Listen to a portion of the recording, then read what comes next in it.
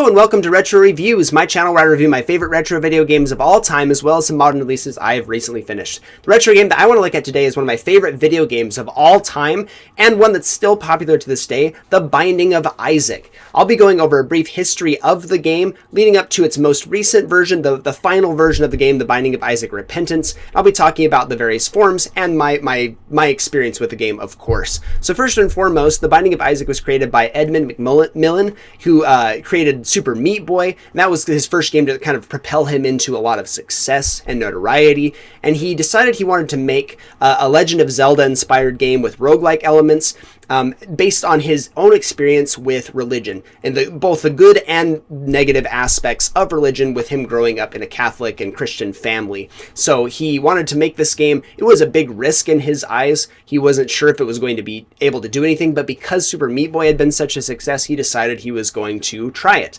He used the Flash engine to make the game and launched in 2011. Now, he didn't expect it to do super well, but it ended up getting a lot of popularity, primarily due to like Let's Play streamers, Let's Play YouTubers and stuff making a lot of content based on the game. And after another year, he expanded on the game with the Wrath of the Lamb expansion. And some other expansions, were planned for the game, but with the limitations with the Flash engine, it never really materialized. He was actually working on a 3DS port with Nintendo, but Nintendo decided that they didn't want anything to do with it with the re-release and the console version because of its religious themes. They had some issues with that, so that didn't end up materializing with anything. Until 2014, when Nicalis decided that they wanted to group with McMillan. I guess the game was released in 2014, I believe it was back in 2012 that they decided that they wanted to try and partner with him to bring the game to consoles.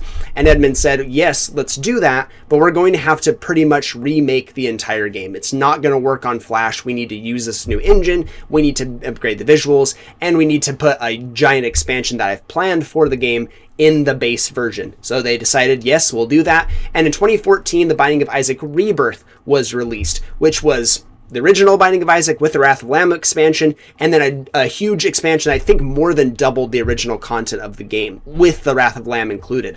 So Rebirth came out, and it was a resounding success, did very, very well. Primarily, it was only released on Steam prior to this, but Rebirth gave it a chance to shine on the consoles, like the PlayStation. And it did. It really sold very well. It did a lot of numbers on YouTube, especially in streaming. People really loved the game and its roguelike structure. Rebirth was what helped propel the game into mainstream success.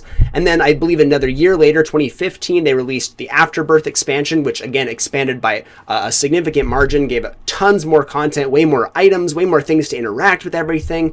And then again in 2017 with Afterbirth Plus, which is the version that I actually started playing on. This was one that was released on Switch. They had the Afterbirth Plus version. I got that and I had an absolute blast with it. I completed the game actually twice over before getting the Repentance expansion, which finally came out in March of 2021. For me, it took longer because the Switch versions, the console versions, are a little bit behind the PC version, but I eventually did end up getting Repentance, and I have played more Binding of Isaac, Afterbirth Plus, and Repentance than almost any other game I've ever owned, with the exception of Smash Bros. Ultimate. So The Binding of Isaac is a really special game to me. It really does feel like a perfect amalgamation of like the Zelda formula with its dungeon design and roguelike elements. So you play as Isaac, a kid who is going to be sacrificed by his mother, who claims to hear the voice of God telling her that he needs to be sacrificed because he has sinned. And so he's freaking out. He sees this through the little keyhole in his bedroom door. He opens up a trap door in his room that he finds under his rug, and he jumps into the basement and has to battle all these horrifying things with his own tears. It's a very sad idea. It is fairly disturbing. It's a pretty horrifying game if you think about it conceptually, but it works so well somehow. And all the horrific imagery and like the blood and gore and everything just melds together in this perfect cacophony that plays so well, and is the most addictive roguelike I've ever tried. I've played some fantastic roguelikes before, like Spelunky, like Dead Cells. You've got Hades, that's incredibly engrossing, but nothing has been able to capture my attention quite like The Binding of Isaac. I just feel driven to play more and more, and part of it is they give you so much content. In Afterbirth Plus, it was a huge amount of content to experience in the game. You had something in the ballpark of 14, 15 different endings that you could get, and you had like thousands of scenarios that you could have. Every single time you open up a new dungeon, you get a seed that goes along with it. You can plug in specific seeds and play things that other people have experienced to do cool stuff. And you can like see specific interactions because they are seeded. So every time you open up your pause menu at the beginning of your run, you can see that seed. You could save it for later if it ends up being something really cool, which is a nice little thing. Otherwise, you're just going to get a randomly generated dungeon every single time. The room layout's going to be different. The enemy layout's going to be completely different every single time. You're going to have different items. You're going to have different bosses, and it makes the formula so fresh. Every single time you play, it's going to feel different. I don't think there's even like a very small chance that you're going to see the same seed, let alone like the same room twice, which is to its benefit. Every time you play the game, it does feel fresh and new and fantastic. Now let's talk about the system itself. You start off with, if you're playing regular Isaac, the character, the starting character that you have in the game, you have 3 heart containers. They're red hearts that you can refill if you take damage. Very reminiscent of Zelda.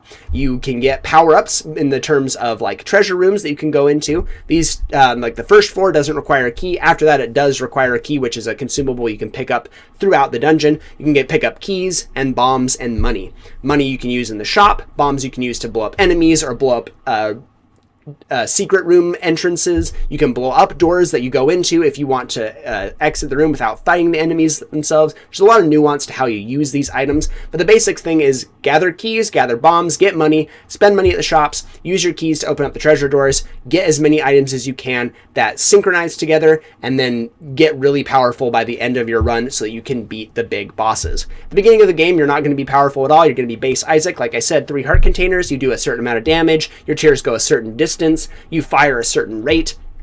And as you get items, it changes your stats and changes the way you do things. Some items will just give you a simple health up. You get an extra health container. Some of them will give you some benefits and some drawbacks. So some give you multiple health containers but make you slower. Or other things like change the properties of your tears. So like Jacob's Ladder, for instance, makes your tears electrical as you shoot them at things. So like little pops of electricity, which can do lots of AoE damage when you're shooting them. Very strong power up. Other things make your tears orbit around you. Other stuff can just change the properties of your tears, make your tears bigger or more wide. They can give you a damage up. They can give you a tears rate up so that you're shooting tears more quickly. You have range up. You have shot speed up, which makes your tears fire faster away from Isaac.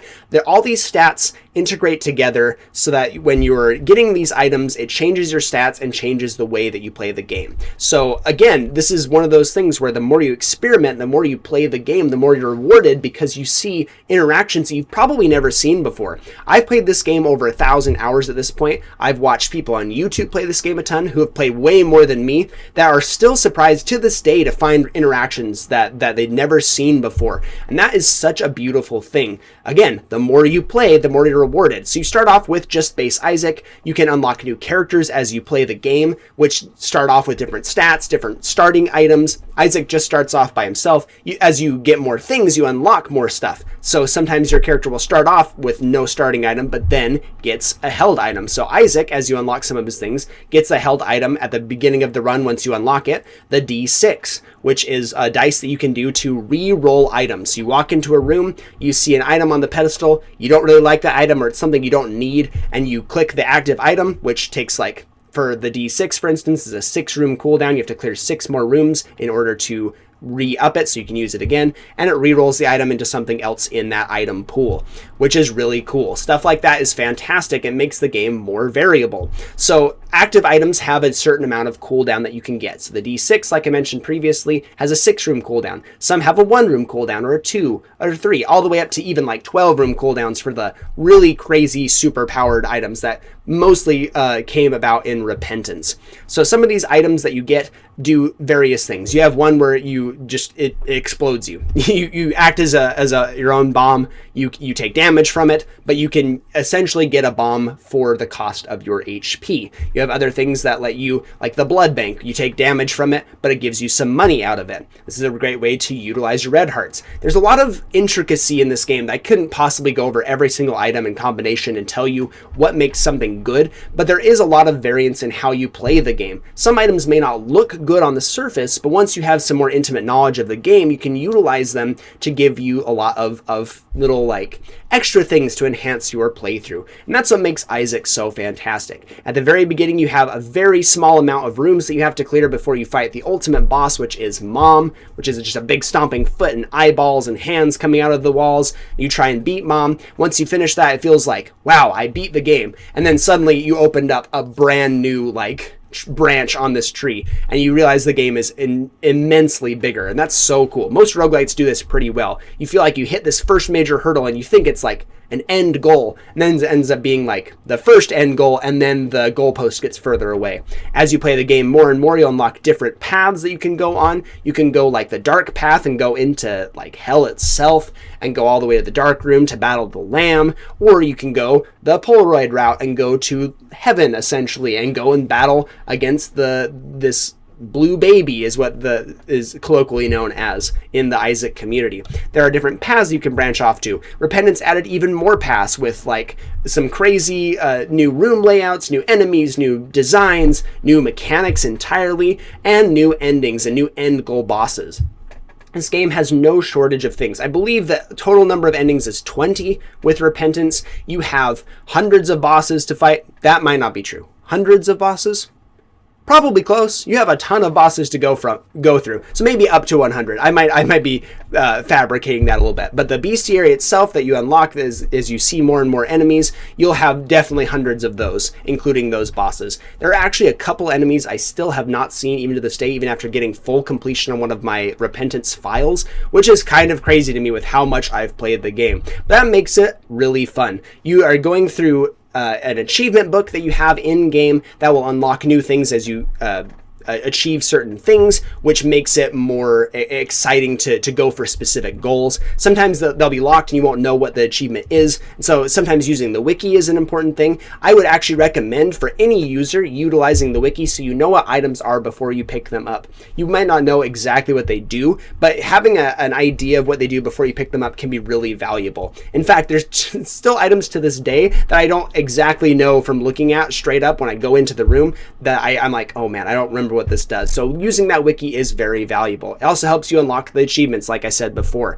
They are listed in an order, so you know exactly which ones you're missing. It'll say like achievement 256 locked, and so you'll know I can go look that up and see what that specific thing is so I can get the final unlock here. And as you do those achievement unlocks, you'll unlock new things in the game. You also have random variance in this game that plays a heavy role. You have some things that you are constantly taking risks on. You have a consumable called a pill that you can take. There's typically just give you a random stat. They could give you a health up, they could take a health container away, they could deal damage to you, they could affect your stats in positive or negative ways, and then you get like big variants of that. The horse pills that are huge ones that will double the effect. So you take a lot of risks in this game.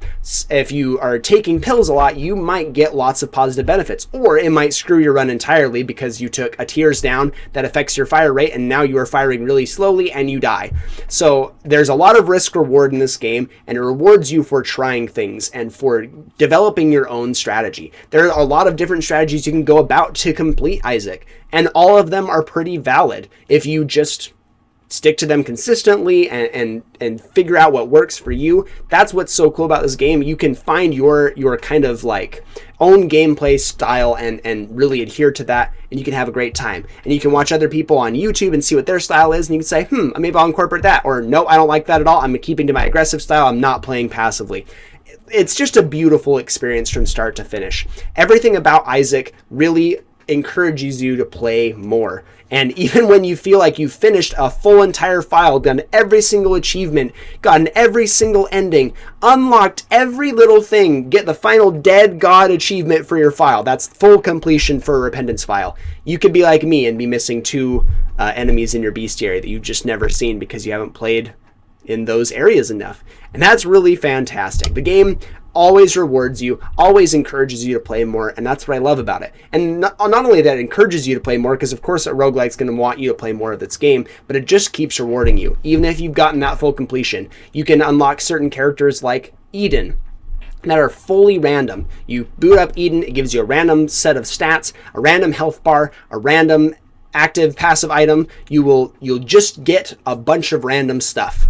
And it's a true challenge every single time. You'll see most YouTubers doing Eden streaks because they want to see if they can beat the game with completely random starts. You could have a baller start that's super strong, or you could have something that is absolutely dog water and super difficult. That's what makes the game really fun. You also have what I didn't mention before. In Repentance, they added reverse versions of every single character. So you click a menu option after you've unlocked each character, and you have a B side of every single character in the game, which more than doubles what you can do in this game. And the characters are fully unique. They have brand new mechanics. I won't touch on every single one because there are way too many characters to talk about, and then talking about their B-sides is crazy. But just know that every single time you go through the game, you like playing as different characters, it will take you a very long time to get all the required check marks. Check marks typically require you going through both paths, beating the certain amount of bosses, beating the optional bosses, and achieving certain like feats. Like there's a boss rush mode that if you get to